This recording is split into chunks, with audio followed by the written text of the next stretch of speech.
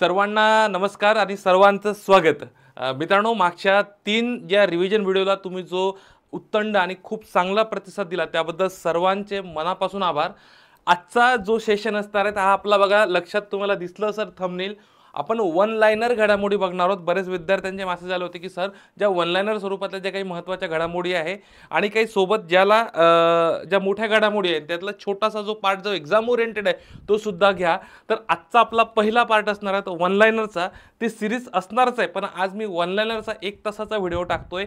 तर मित्रांनो लक्षात घ्या, आजचा पहिला पार्ट असणार आहे, यामध्ये साधारणतः एक 4 ते 5 हजार वन लाइनर प्रश्न आपण घेतोय। तर आजचा पहिला पार्ट असणार आहे, चला मग सुरू करूया। चला, आजचा पहिला पार्ट आहे वन लाइनरचा। तर लक्षात घ्या, याची पीडीएफ जी आहे हे पीडीएफ मी टेलिग्रामला टाकणार आहे। आपलं स्टेपअपचं टेलिग्राम चॅनल आहे ते जॉईन करून घ्या। या स्टेपअपच्या टेलिग्राम चॅनलला ही पीडीएफ असणार आहे।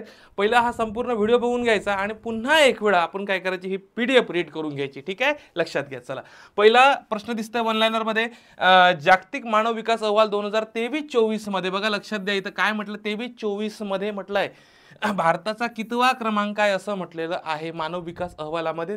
डायरेक्ट उत्तर 134वा क्रमांक आहे आणि भारताचे या अहवालामध्ये वर्गीकरण करण्यात आलेले आहे, मध्यम मानवी विकास गटामध्ये वर्गीकरण करण्यात आलेले आहे, हे सुद्धा लक्षात घ्या। मग पहिले 3 देश बरेच वेळा आपल्याला विचारतात, तर पहिला देश इथे फक्त लक्षात ठेवा, स्वित्झर्लंड हा पहिला देश आहे मानव विकास अहवाल 23-24 मध्ये। शेवटचा जर विचारला तुम्हाला तर सोमालिया नावाचा देश आहे, ठीक आहे? तर हे लक्षात असलं पाहिजे। मानव विकास अहवाल म्हटलं तर विकासासंदर्भातले काहीतरी याच्यात निर्देशांक असतील, काहीतरी उद्देश असतील किंवा काही याचे निकष असतील। आपण वन लाइनर स्वरूपात बघतोय, त्याच्यामुळे फक्त जे महत्त्वाचे ह्याच्यातले फॅक्ट्स आहेत त्या वन लाइनर स्वरूपात आपण बघतोय। त्यानंतर पहिल्यांदा हा जाहीर झाला 1990ला आणि याचं जनक कोणाला विचारलं म्हटलं जातं, तर एसडीआयचे जनक हे महबूल हुल हक यांना म्हटलं जातं। हे माहीत असणं तुम्हाला अत्यंत गरजेचं आहे मानव विकास अहवालावर। त्यानंतर पुढचं बघा, आता हा प्रश्न बघा कशा संदर्भात आहे, जगातील सर्वात श्रीमंत शहरे 2024चा अहवाल आला होता आणि यानुसार प्रथम स्थानी कोणतं शहर आहे असं म्हटलं आहे, तर याचं अचूक उत्तर आहे न्यूयॉर्क। आता हे न्यूयॉर्क अमेरिकेमधलं आहे आणि हा सर्वाधिक श्रीमंत शहरांची यादी ही जी संस्था कोणती होती ज्यांनी जाहीर केली होती, हे Henley and partners new world wealth ही संस्था होती। मग आता भारताचा विचार केला तर लक्षात घ्या, मुंबई आणि दिल्ली अनुक्रमे 24 आणि 37व्या क्रमांकावर आहे, हे लक्षात घ्यायचा। मुंबई किती आहे 24 आणि दिल्ली किती आहे 37व्या क्रमांकावर आहे। त्यानंतर बघा, 2024च्या फोर्ब्स यादीनुसार जगातील सर्वात श्रीमंत व्यक्ती कोण आहे, 2024ची फोर्ब्स यादी, यामध्ये बर्नार्ड अर्नॉल्ट हे 2024च्या फोर्ब्सच्या यादीनुसार सर्वात श्रीमंत आहे। यांची संपत्ती जाणून घ्या, तर 233 अब्ज डॉलर एवढी यांची संपत्ती आहे, लक्षात घ्या। मग आता आपल्याला पुन्हा लक्षात घ्यायचं, इकडे भारतातील मुकेश अंबानी 9व्या स्थानी आहे, 116 अब्ज डॉलर संपत्ती आहे, ठीक आहे? मुलाच्या लग्नात हजारो कोटी रुपये खर्च केले, ठीक आहे? अनंत अंबानीचं लग्न झालं, हजारो कोटी रुपये खर्च केले तरी संपत्तीमध्ये काही कमी पडले नाही। इकडे जिओची रिचार्ज वाढवून दिले, ठीक आहे? चला, त्यानंतर जागतिक आनंद अहवाल 2024 नुसार भारताचा जगात कितवा क्रमांक आहे असं विचारलेला आहे। बघा लक्षात घ्या, 126वा क्रमांक आहे, 126वा जागतिक आनंद अहवाल। आपण किती हॅपी आहे या संदर्भातला पुरा जगातला अहवाल येतो। भारतातला बघा 126वा क्रमांक आहे। भारतातले 2007 पासून असं म्हटलं जातं, ज्यापासून सोशल मीडिया आलेला आहे 2007 पासून, तेव्हा सर्व देशातील सर्व जगातील लोकांचं जे प्रमाण आहे, हे दुःख जे आहे, हे हॅपी राहण्याचं प्रमाण जे आहे सोशल मीडियामुळे कमी झालेलं आहे, अशा या अहवालातही सुद्धा बरेच अहवालात सांगितलेलं आहे। हॅपीनेसवर आहे, कोणता देश सर्वाधिक हॅपी आहे किंवा दुःखी या संदर्भातला अहवाल आहे, लक्षात घ्या। 2012 पासून काय होतो, हा प्रकाशित होतो, लक्षात घ्या। जागतिक आनंद अहवाल प्रथम 5 देश बघितल्यापेक्षा पहिले 2 देश बघा, पहिला आहे फिनलँड नावाचा देश, दुसरा डेन्मार्क। आता बघा कोणतेही अहवाल बघा तुम्हाला Finland, New Zealand, Switzerland, Denmark, Ireland असे देश दिसतील, छोटे देश आहे। एम्प्लॉयमेंट म्हणजे अनएम्प्लॉयमेंट कमी आहे, म्हणजे कमी म्हटल्यापेक्षा बेरोजगारी जी आहे हे याचा दर जो कमी आहे, लोकसंख्या कमी असल्यामुळे ॲक्च्युअली विकासाला आपल्याला चालना जास्त भेटते त्या देशामध्ये, ठीक आहे? आणि डेव्हलपमेंट जास्त आहे, त्याच्यामुळे काय तुम्हाला कुठल्याही अहवालामध्ये हे 6 देश दिसतील, ठीक आहे? शेवटचे देश बघितले तर अफगाणिस्तान। आनंद म्हटलं, आनंद आणि अफगाणिस्तानचा काही संबंध येत नाही, इथं आपल्याला लॉजिक लावता येतं, ठीक आहे. आणि दरवर्षी 20 मार्चला आपण काय करतो, जागतिक आनंद दिवस साजरा करतो. हे माहीत असणं गरजेचं आहे. जागतिक आनंद दिवस आपण साजरा करतो 20 मार्चला आणि तेव्हा हा काय करतो, आनंद अहवाल सुद्धा काय करतो, प्रकाशित केला जातो. मग QS जागतिक विद्यापीठ क्रमवारी. आता हा QS ची कोणती जागतिक विद्यापीठ क्रमवारी, कॅक्लेरी सायमंड, हे लक्षात घ्या. कॅक्लेरी आला पोट्टे कुकलेरी वाचतात, नॉट कुकलेरी, कॅक्लेरी सायमंडचा अहवाल आहे. जागतिक विद्यापीठ क्रमवारी 2025 नुसार प्रथम स्थानी कोणते विद्यापीठ आहे असं म्हटलंय. प्रथम स्थानी QS ची जागतिक जी रँकिंग आहे. आता याच्यामध्ये दोन लक्षात घ्या, एक QS ची येते आणि एक टाइम्सची अशी, द टाइम्स हायर एज्युकेशन, या दोन्ही लक्षात घ्या. कारण की या दोन्ही ना ह्या शैक्षणिक घडामोडी संदर्भातल्या आहे. पोरं काय करतात, राज्यसेवेला शैक्षणिक घडामोडीच्या याच्यावर अहवालावर प्रश्न जास्त असतात, त्यामुळे शैक्षणिक घडामोडी संदर्भातले दोन्ही अहवाल करून ठेवायचे. मग याच्यामध्ये दोन अजून प्रकार आहे. याच्यात आशियाची सुद्धा आहे, हे लक्षात घ्यायचा. ठीक आहे, म्हणजे एक जागतिक सुद्धा येते आणि एक आशियाची सुद्धा येते, हे लक्षात घ्या. मग भारतातील IIT बॉम्बे, आता समजा QS नुसार जगातील MIT, ठीक आहे, MIT अमेरिका हे काय आहे, पहिल्या स्थानावर आहे, हे लक्षात घ्या. आणि भारताचा जर विचार केला तर भारताचा 2025 ची रँकिंग आहे. तर IIT बॉम्बे, आता लक्षात घ्या, IIT बॉम्बे हे 118व्या क्रमांकावर तुम्हाला दिसते.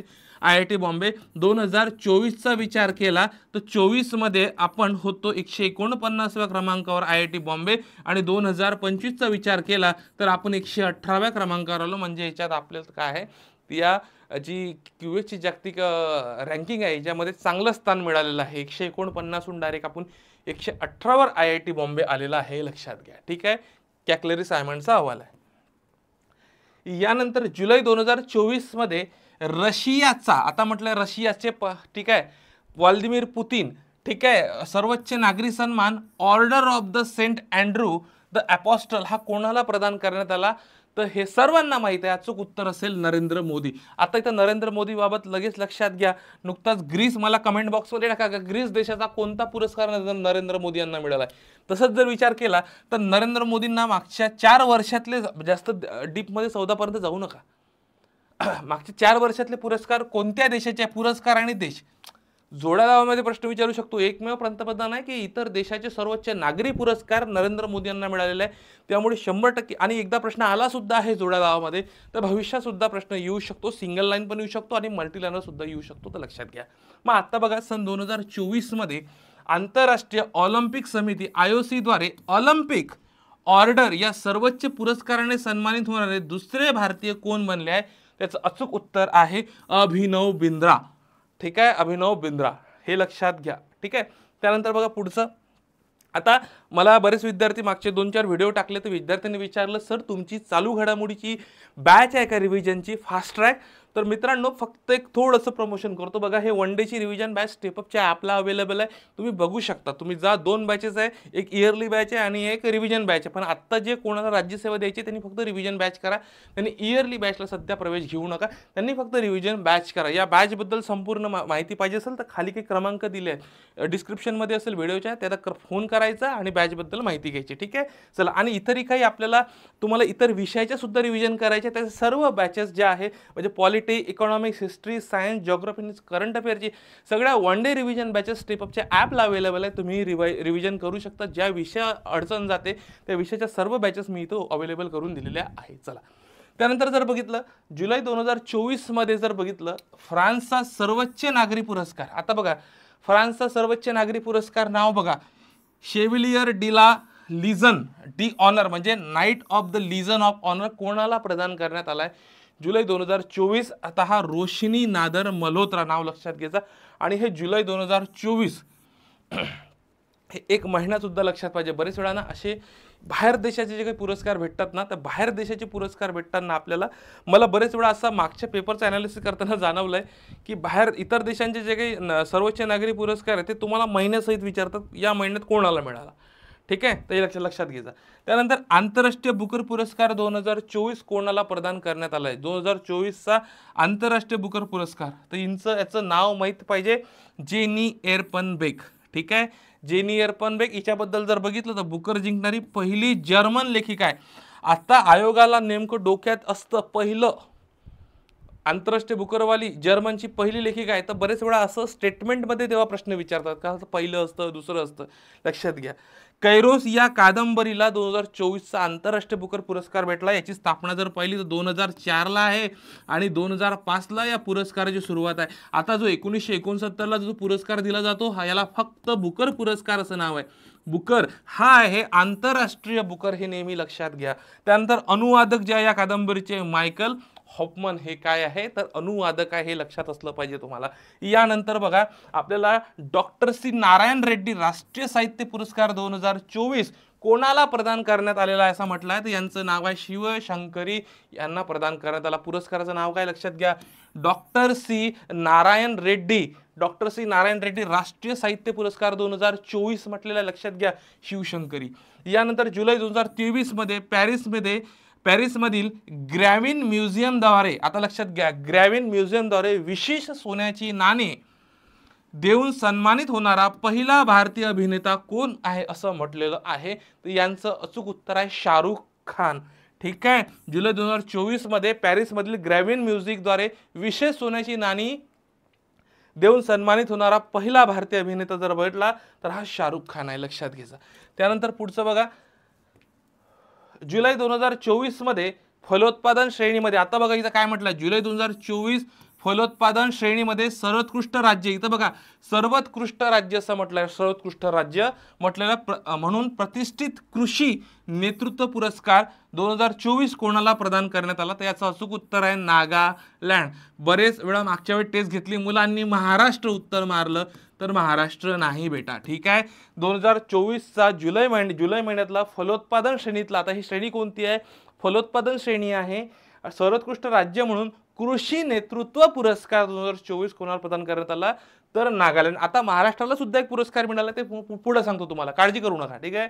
चला, वर्ल्ड स्पेस प्राइज 2024 पुरस्कार कोणाला देण्यात आला आहे, चांद्रयान-3 मिशन. ठीक आहे. आता चांद्रयान-3 मिशन आपलं सक्सेसफुल झालेलं आहे. ठीक आहे. पृष्ठभागावर पोहोचणारा, आता चांद्रयान-3 मध्ये मागच्या तुम्हाला सांगतो, याला प्रश्न बहुतेक मला UPSCला कुठल्या तरी परीक्षेला विचारला, येणाऱ्या राज्यसेवेला आणि पुढच्या परीक्षेला MPSCच्या 100% विचारेल, कारण की विज्ञान तंत्रज्ञान मधलं अतिशय महत्त्वाची घडामोडी आहे चांद्रयान-3. मग भारत चांद्रयान-3 मग पृष्ठभागावर पोहोचणारा, दक्षिण ध्रुवावर पोहोचणारा पहिला आहे का चौथा आहे हे लक्षात असणं पाहिजे. मग यांच्यासोबत कोणते आपण वाहन दिले होते, त्या वाहनांचं वजन काय होतं, प्रेरक किती होतं, लँडर किती होतं, लँडरला काय नाव देण्यात आलं, हे सगळ्या गोष्टी माहीत पाहिजे. ठीक आहे.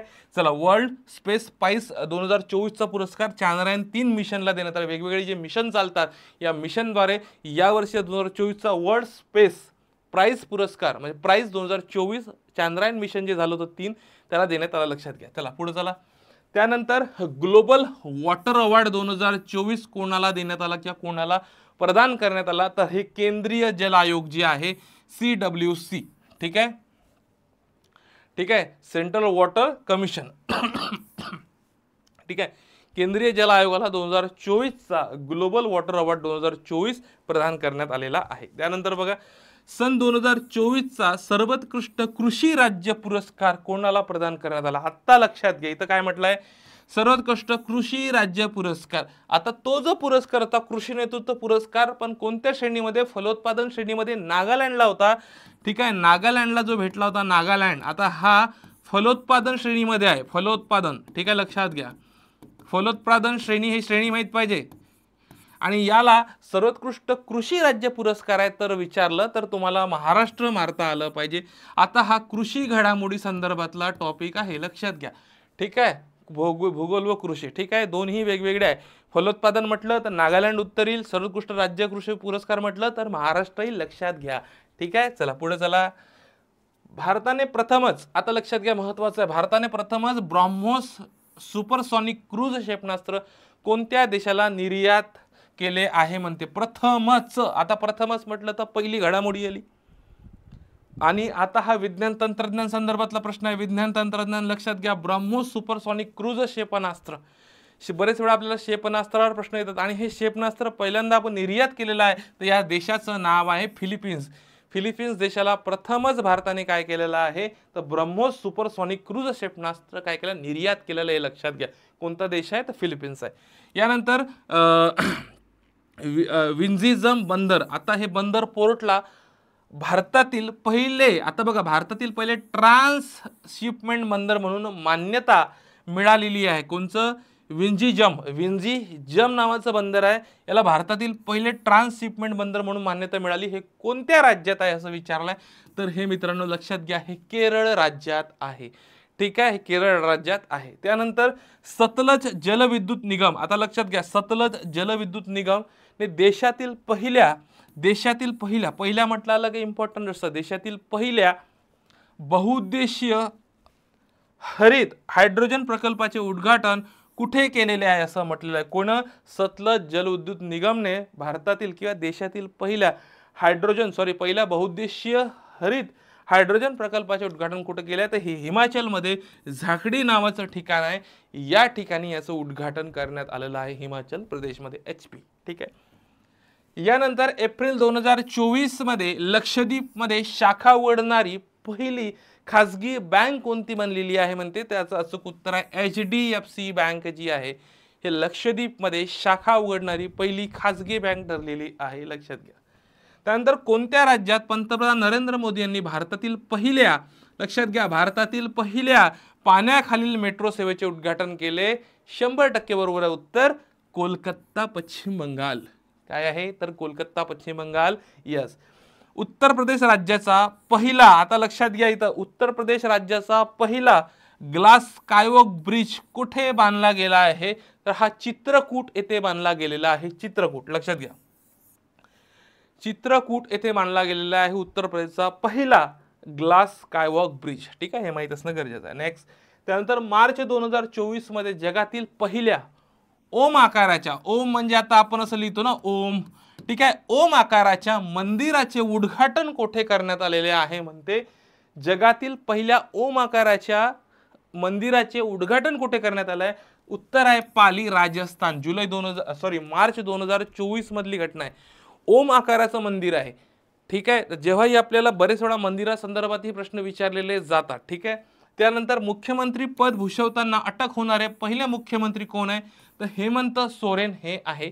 त्यानंतर नासाचे ड्रॅगन फ्लाय रोटरक्राफ्ट मिशन हे शनीच्या कोणत्या चंद्राला भेट देणारे पहिले मिशन आहे, तर लक्षात घ्या, हेच उत्तर आहे टायटन. ठीक आहे. त्यानंतर हायब्रिड तंत्रज्ञानाचा वापर करणारे भारतातील पहिले स्टेडियम कोणते? हायब्रिड. ठीक आहे, तर याचं अचूक उत्तर आहे धर्मशाला स्टेडियम, हिमाचल प्रदेशमध्ये आहे. ठीक आहे, एकदम तुम्ही पाहिलं असेल, मॅच पाहिली असेल तर पिंक कलरचं आहे, पूर्ण स्टेडियम पिंक कलरचं आहे. ठीक आहे, तिथे हायब्रिड तंत्रज्ञानाचा वापर करून ते स्टेडियम बनवण्यात आलेलं आहे, हिमाचलचं धर्मशाला स्टेडियम. ठीक आहे, चला. त्यानंतर 6 एप्रिल 2024 रोजी एक महत्त्वाचं आहे. 6 एप्रिल 2024 रोजी इंडियन रेल्वे एनर्जी डेव्हलपमेंट, म्हणजे आपण याला काय म्हणतो, इरेडाला नवरत्न दर्जा प्राप्त झालेला आहे. बरेच वेळा तुम्हाला कुठल्या महिन्यामध्ये कोणत्या कंपनीला महारत्न, नवरत्न, मिनीरत्न दर्जा प्राप्त झाला माहीत पाहिजे. आर्थिक घडामोडी संदर्भातल्या महत्त्वाचे टॉपिक आहे. 6 एप्रिल 2024 ला इरेडा, हे लक्षात पाहिजे, इरेडा. ठीक आहे, इरेडाला काय झालं, नवरत्न प्राप्त झाला दर्जा. नवरत्न दर्जा प्राप्त 17वी कंपनी आहे असं म्हटलं आहे इरेडा. इरेडाचा long form Indian railway energy development agency. ठीक आहे, आणि भारतात सध्या 13 महारत्न कंपनी, आता महारत्नचा दर्जा आपण 2010 पासून देतो मित्रांनो, आणि नवरत्नाचा दर्जा हा 1997 पासून दिला जातो. ठीक आहे, मिनीरत्न म्हणजे मिनीरत्न म्हणा की नवरत्न म्हणा, याचा दर्जा 97 पासून आहे, आणि महारत्नाचा दर्जा हा 2010 पासून आपण काय करतो तर दिला जातो, हे माहित असणं गरजेचं आहे. मग आता बघा पुढचा, फोर्ब्सच्या सर्वाधिक कमाई करणाऱ्या खेळाडूंच्या यादीत रोनाल्डो अव्वल ठरलेला आहे म्हणते. रोनाल्डो फुटबॉलचा खेळाडू आहे, पोर्तुगालचा, माहित आहे. याची संपत्ती किती आहे? $260 दशलक्ष याची संपत्ती आहे रोनाल्डोची. लक्षात घ्या, फोर्ब्सच्या यादीनुसार खेळाडूंमध्ये हा काय आहे तर लक्षात घ्या, $260 दशलक्ष आहे, आणि हा सलग चौथ्यांदा अव्वल स्थानी ठरलेला फोर्ब्सच्या यादीनुसार रोनाल्डो पोर्तुगालचा आहे. ठीक आहे. त्यानंतर वर्ल्ड मायग्रेशन रिपोर्ट 2024. आता हा रेमिटन्स बाबत एक लक्षात घ्या, वन लाइनर मध्ये लक्षात घ्या. एका वर्षात भारत 100 अब्ज डॉलरहून अधिक विदेशी रक्कम प्राप्त करणारा जगातील पहिला देश बनलाय. तुम्हाला ते विचारतील एकाच वर्षात 100 अब्ज डॉलरपेक्षा अधिक विदेशी चलन प्राप्त करणारा पहिला देश कोणता, तर लक्षात पाहिजे भारतच उत्तर मारायचं. यस, चला पहिल्या 5 मध्ये पहिला तर भारत आहे, दुसरा मेक्सिको, 2 तरी माहित पाहिजे, तिसरा विचार केला तर तुम्हाला चीन माहित असणं गरजेचं आहे. आणि भारत 2008 सालापासून सर्वाधिक वित्त प्रेषण म्हणजे रेमिटन्स, जे इतर आपल्या भारतातील जे काही लोक आहे इतर देशामध्ये कामाला जातात आणि हे त्यांच्या घरच्यांसाठी जे पैसे पाठवतात त्यालाच आपण वित्त प्रेषण किंवा रेमिटन्स असं म्हणतो साध्या सोप्या भाषेमध्ये. ठीक आहे, चला पुढे चला. दावोस येथील जागतिक आर्थिक परिषद, याच्यामध्ये फक्त लक्षात घ्या हे वर्ल्ड इकॉनॉमिकची 54वी परिषद होती. दावोस स्वित्झर्लंड पार पडली आणि याची संकल्पना बदलत्या जगात आत्मविश्वास आणण्याची संकल्पना आहे. आणि याच्यामध्ये गुंतवणूक समजा जर विचारलं तर लक्षात घ्या इलेक्ट्रॉनिक्स, आयटी मोबाईल्स, ऑटोमोबाईल्स, कृषी या क्षेत्रात गुंतवणूक करण्यासाठीचे करार करण्यात आलेले आहे. फक्त मुख्यमंत्री एकनाथ शिंदे आणि उदय सामंत गेले होते, बघ बाकी काही करण्याची गरज नाही. पंतप्रधान नरेंद्र मोदी यांच्या हस्ते 90 रुपयाच्या नाण्यांच्या अनावरण. आता हे 90 रुपयाचं नाणं काऊन काढलं तर लक्षात घ्या 1 एप्रिल 2024 ला RBI रिझर्व्ह बँक ऑफ इंडियाला 90 वर्ष पूर्ण झाले. आता रिझर्व्ह बँक ऑफ इंडियाची स्थापना जर पाहिली तर 1935 ची स्थापना आहे आणि 1949चं काय राष्ट्रीयकरण आहे, तुम्हाला माहित असलं पाहिजे. बरेच वेळा सिंगल लाईन मध्ये प्रश्न विचारतात आणि पोरांना येत नाही, लक्षात घ्या. ठीक आहे, त्यानंतर टाइम्सची सर्वात प्रभावशाली 100 व्यक्तींची यादी 2024. आता हे लक्षात घ्या. ठीक आहे, याच्यामध्ये जाहीर झाली हे 17 एप्रिल 2024 ला. भारतातील 8 म्हणजे 100 पैकी 8 भारतीय व्यक्तींचा समावेश आहे 100 मध्ये. तर काही निवडक नावं सांगतो म्हणजे तुम्हाला जर विचारलं तर लक्षात घ्या. त्याच्यामध्ये अजय बंगा, आलिया भट्ट, साक्षी मलिक, सत्या नाडेला आणि अस्मा खान हे काही निवडक व्यक्ती आहे. हे टाइम्सची यादी आहे, लक्षात घ्या. सर्वात प्रभावशाली 100 व्यक्तींची यादी, या 100 मध्ये भारतातील 8 व्यक्तींचा समावेश आहे, हे तुम्हाला माहित असणे गरजेचं आहे. मग आता नेक्स्ट बघा, पुढे जर बघितलं तर भारताचा सर्वात मोठा व्यापारी भागीदारी देश, आता हे तुम्हाला फार महत्त्वाचं आहे. आर्थिक थिंक टँक म्हणजे ग्लोबल ट्रेड रिसर्च इन्स्टिट्यूटच्या आकडेवारीनुसार 2023-24 मध्ये चीन भारताचा सर्वात मोठा व्यापारी भागीदारी देश होता आणि 22-23 मध्ये म्हणजे मागच्या वर्षी पाहिलं तर अमेरिका सर्वात मोठा भागीदारी देश होता. विद्यार्थी मित्रांनो जर असा प्रश्न आला तुमचं कन्फ्युजन होऊ शकतं, अरे यार हे 23-24 मध्ये चीन कसा काय भारताचा सर्वात मोठा व्यापारी भागीदारी देश असू शकतो. चीन सोबत तर वाद चालू आहे, काही आपण त्यांच्या बऱ्यापैकी काही वस्तू आपण बॅन केलेल्या आहेत, घेत नाही, किंवा जे युद्धजन्य स्थिती किंवा बॉर्डरवर जे काही आता चालू आहे सध्याच्या परिस्थितीमध्ये, त्याच्यामुळे चीन कसा असू शकतो सर्वात मोठा व्यापारी भागीदारी. तर मित्रांनो बघा लक्षात घ्या, नाही तर तुम्ही अमेरिका उत्तर मारा. अमेरिका जर बघितला 2023-24 मध्ये आहे, लक्षात घ्या सर्वात मोठा व्यापारी भागीदारी देश. 23-24चा जर विचार केला, लक्षात घ्या 23-24चा, तर चीन हा भारताचा सर्वात मोठा व्यापारी भागीदारी देश ठरलाय. कधीची आकडेवारी आहे, हे आर्थिक थिंक टँकची आहे, हे लक्षात घ्या. ठीक आहे, त्यानंतर कोटक महिंद्रा बँकवर निर्बंध आणले. आता बरेच वेळा प्रश्न विचारले जातात, RBIने या बँकला कोणत्या बँकवर या महिन्यात निर्बंध घातले किंवा कोणत्या याच्यावर बंदी घातलेली आहे. तर लक्षात घ्या इथं काय केलेलं आहे, कोटक महिंद्रा बँकवर निर्बंध. आता लक्षात घ्या एप्रिल 2024 रोजी, आता ही तारीख लक्षात घ्या, एप्रिल 2024 रोजी तारीख लक्षात घ्या, RBIने कोटक महिंद्रा बँकवर निर्बंध घातले. आता हे कशामुळे लक्षात घ्या, यांच्यावर काय, या बँकेवर ऑनलाईन आणि मोबाईल बँकच्या माध्यमातून नवीन जी ग्राहकांची नोंदणी असेल किंवा नवीन क्रेडिट कार्ड वितरित करण्यावर RBIने काय केलेलं, बंदी घातली आहे. कशासाठी बंदी घातली तर ऑनलाईन आणि मोबाईल बँकेच्या माध्यमातून नवीन ग्राहकांची नोंदणी तसेच नवीन क्रेडिट कार्ड वितरित करण्यावर RBIने बंदी घातलेली आहे. म्हणजे का बंदी घातली हे सुद्धा तुम्हाला माहित असणं पाहिजे. ठीक आहे, तर ही कोटक महिंद्रावर तारीख पाहिजे 24 एप्रिल 2024. चला नेक्स्ट, पेटीएम बँकला ठेवी स्वीकारण्यास RBI कडून बंदी. आता बघा तिथं काय होतं, क्रेडिट कार्ड वितरित करू नये किंवा ऑनलाईन बँकेच्या माध्यमातून ऑनलाईनच्या याच्यातून मोबाईलच्या याच्यातून नवीन ग्राहकांची नोंदणी करू नये. आणि इथं सांगितलं की ठेवी म्हणजे याला आपण FD म्हणतो, फिक्स्ड डिपॉझिट म्हणतो. ठीक आहे, फिक्स्ड डिपॉझिट म्हणतो. तर फिक्स्ड डिपॉझिटसाठी पेटीएम, ठीक आहे, पेटीएम पेमेंट बँकला ठेवी स्वीकारण्यास RBI कडून बंदी. आता हा 29 फेब्रुवारी 2024 ची तारीख आहे, तिथे एप्रिल महिन्यातली तारीख होती कोटक महिंद्राची, हे नेहमी लक्षात घ्या. त्यानंतर ONGC, आता हे लक्षात घ्या, हे IMP करा, हे महारत्न कंपनी आहे ONGC. ठीक आहे, ONGCने कृष्णा आणि गोदावरी, लक्षात घ्या कृष्णा आणि गोदावरी या नद्यांच्या खोल भागामध्ये, ठीक आहे, पहिले तेल उत्पादन सुरू केले असं म्हटलेलं आहे. कोणत्या कंपनीने तुम्हाला जर विचारलं कृष्णा आणि गोदावरी यांच्या नद्यांच्या खोल भागामध्ये कोणत्या महारत्न कंपनीने त्यांचे पहिले तेल उत्पादन सुरू केले, तर कंपनी माहीत पाहिजे तुम्हाला, ONGC कंपनी माहीत पाहिजे. आणि हे क्षेत्र काकीनाडा समुद्र किनारा आंध्र प्रदेश भागातील कृष्णा गोदावरी नदीच्या भागात आहे, लक्षात घ्या. त्यानंतर एक महत्त्वाचं, HDFC बँक ही लक्षद्वीपमध्ये शाखा उघडणारी पहिली खासगी बँक ठरलेली आहे. हे आत्ताच आपण बघितलेलं आहे. ठीक आहे, मागच्या स्लाइडमध्ये आपण बघितलं. त्यानंतर आता हा FDI संदर्भातला अहवाल आहे, फक्त सांगतो तारीख लक्षात घ्या, 30 मे 2024चा. ठीक आहे, भारतातील 23-24च्या मध्ये भारतात थेट परकीय गुंतवणूक 3.49% घसरलेली आहे असं म्हटलंय. घसरली आहे म्हटलंय. किती? 3.49% घसरली आहे. घसरली आहे असं म्हटलेलं आहे FDIच्या नुसार. मग सर्वाधिक FDI गुंतवणूक करणारे देश जर बघितले तर पहिल्या नंबरला सिंगापूर येते, दुसऱ्या नंबरला मॉरिशस, तिसऱ्या नंबरला अमेरिका येते. क्षेत्रानुसार जर गुंतवणुकीचा विचार केला तर 1 नंबरला संगणक सॉफ्टवेअर, 2 नंबर सेवा आणि 3 नंबरला व्यापार होतो. आता याच्यामध्ये कसं आहे ना, हा सगळा स्टॅटिकचा डाटा नाही, हा डायनामिकचा डाटा आहे. FDI मध्ये विचार केला तर लक्षात घ्या, हे मागं पुढं होऊ शकतं, देश मागं पुढं होतात. आणि हे जे क्षेत्र आहे हे सुद्धा कधी व्यापार, कधी सेवा, कधी संगणक अशा स्वरूपाचे होऊ शकतात. पण आकडेवारी 23-24चे लक्षात घ्या. 23-24 नुसारचे FDI करणारे, गुंतवणूक करणारे देश आणि सर्वाधिक गुंतवणूक म्हणजे कोणत्या क्षेत्रात हे माहीत असणं गरजेचं आहे. ठीक आहे, चला. RBIचे 3 नवीन उपक्रमांचे अनावरण करण्यात आले. फक्त नाव लक्षात घ्या. प्रभाव पोर्टल, तुम्हाला विचारलंय प्रभाव पोर्टल कोणाचं आहे. त्यानंतर रिटेल डायरेक्टर मोबाईल ॲप आणि फिनटेक रिपॉझिटरी, हे 3 नवीन उपक्रम RBIने सुरू केलेले. म्हणजे तुम्हाला जर विचारलं 3 पैकी खालील कोणता उपक्रम कोणत्या संस्थेने सुरू केला, अशा प्रकारचे बरेच वेळा प्रश्न विचारले जातात. तर लक्षात घ्या, RBIचे 3 उपक्रम आहे, प्रवाह पोर्टल, रिटेल उद्योग, रिटेल डायरेक्टर मोबाईल ॲप आणि फिनटेक रिपॉझिटरी, हे माहीत पाहिजे. ठीक आहे, चला. त्यानंतर जर बघितलं, मनरेगांच्या कामगारांच्या मजुरी दरात वाढ झाली. फक्त 2-4 स्टेटमेंट सांगतो, सोडून द्या, बाकी काहीच करू नका. केंद्र सरकारने 24-25च्या आर्थिक वर्षासाठी मनरेगांच्या कामगारांच्या मजुरी दरात 3 ते 10% वाढ केली. आणि हा नवीन दर कधीपासून चालू झाला? 1 एप्रिल 2024 पासून. लक्षात घ्या, कवी आहे, नवीन दर 1 एप्रिल 24 पासून. हरियाणामध्ये सर्वाधिक आहे, 374 रुपये आहे. सर्वात कमी जर विचार केला तर अरुणाचल प्रदेश आणि नागालँडमध्ये सर्वात कमी याचं काय आहे, मनरेगाचं जे काही मानधन भेटते.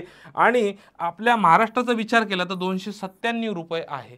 ठीक आहे, आता ही जी योजना आहे 25 ऑगस्ट 2005 पासून हा कायदा लागू करण्यात आला होता, मनरेगा, महात्मा गांधी रोजगार हमी योजना 2005. बरेच वेळा याच्यावर प्रश्न आलेले आहे. आणि जेव्हा जेव्हा ही याच्या रकमेमध्ये वाढ होते, कोणत्या राज्यात जास्त आहे, कोणत्या राज्यात कमी आहे, त्यावर 100% आयोग काय करतो, प्रश्न विचारतो. तुम्हाला माहीत असणं गरजेचं आहे. ठीक आहे, मग यानंतर बघा, क्रिस्टलिना जॉर्जिया, जास्त काही इम्पॉर्टंट नाही, फक्त लक्षात घ्या, IMFची जे अगोदर होते यांची पुनर्नियुक्ती करण्यात आली आहे. Kristalina Georgia, IMF, international monetary fund, आपल्या जे सदस्य राष्ट्र यांना लघु मुदतीचं कर्ज देते. तसंच जर आपण वर्ल्ड बँक पाहिलं तर वर्ल्ड बँक हे दीर्घ मुदतीचे कर्ज देते. हे 2 महत्त्वाचे फरक आहे. वर्ल्ड बँक आणि IMF आपल्याला एक्झामच्या ओरिएंटेड फार महत्त्वाचं आहे. यांची पुनर्नियुक्ती करण्यात आली आहे.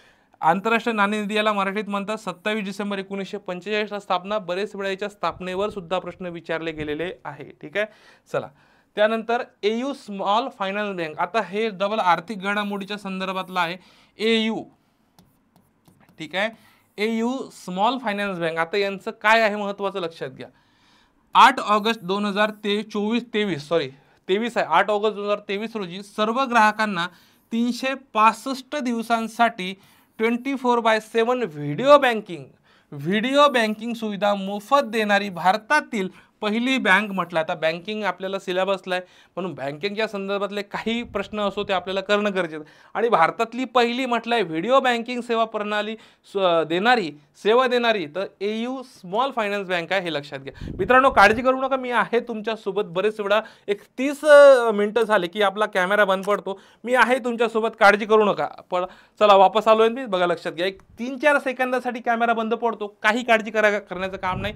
टोटल आपले साधारणतः याच्यामध्ये 1 तासामध्ये आपल्याला जवळपास आजच्या ह्याच्यामध्ये 400 ते 500 ऑनलाईनर आपल्याला कव्हर करणं गरजेचं आहे. ठीक आहे, AU ही भारतातील सर्वात मोठी लघुवित्त बँक ठरलेली आहे असं म्हटलेलं आहे. ठीक आहे, एक महत्त्वाचं आहे. यानंतर पहिले इको फ्रेंडली डेबिट कार्ड, आता हे महत्त्वाचं आहे. पहिलं म्हटलं तर लक्षातच घ्या. ठीक आहे, IMP कार्ड आहे. IMP पहिले इको फ्रेंडली डेबिट कार्ड हे कोण सुरू केले तर एअरटेल पेमेंट बँकने हे सुरू केलेले आहे. ठीक आहे, चला पुढे झाला. परकीय व्यापार धोरण, आता परकीय व्यापार धोरण जेव्हा आपल्याला राज्यसभेला जेव्हा नवीन परकीय व्यापार धोरण जाहीर होतं त्यावर याच्यावर प्रश्न असतात. फक्त याची उद्दिष्ट करायचे, बाकी टेन्शन घेऊ नका. परकीय व्यापार धोरण 2023 जाहीर झालं. 31 मार्च 2023ला कोणी जाहीर केलं पियुष गोयल कोण आहे? केंद्रीय उद्योग आणि वाणिज्य मंत्री पियुष गोयल यांनी जाहीर केलं. याची अंमलबजावणी 1 एप्रिल 2023 पासून झालेली आहे. फक्त याचे उद्दिष्ट माहीत पाहिजे. तुम्हाला जर विचारलं परकीय व्यापार धोरण 2023 चे उद्दिष्ट काय आहे तर लक्षात घ्या. याच्यामध्ये उद्दिष्टामध्ये जर पाहिलं तर लक्षात घ्या, देशाची निर्यात 2030 पर्यंत 2 लाख कोटी डॉलर पर्यंत वाढवणे.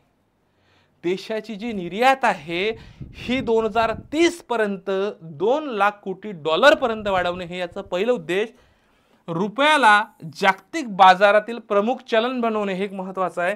निर्यातीला प्रोत्साहन आणि या अगोदरचे जे व्यापार धोरण होते हे 1 एप्रिल 2015 रोजी लागू करण्यात आले होते. ठीक आहे. 3 महत्त्वाचे उद्दिष्ट. देशातील निर्यात 2023 पर्यंत 2 लाख कोटी डॉलर पर्यंत वाढवणे, रुपयाला जागतिक बाजारातील काय करणे प्रमुख चलन बनवणे आणि महत्त्वाचं निर्यातीला प्रोत्साहन देणे हे परकीय व्यापार धोरण 2023चं उद्दिष्ट आहे.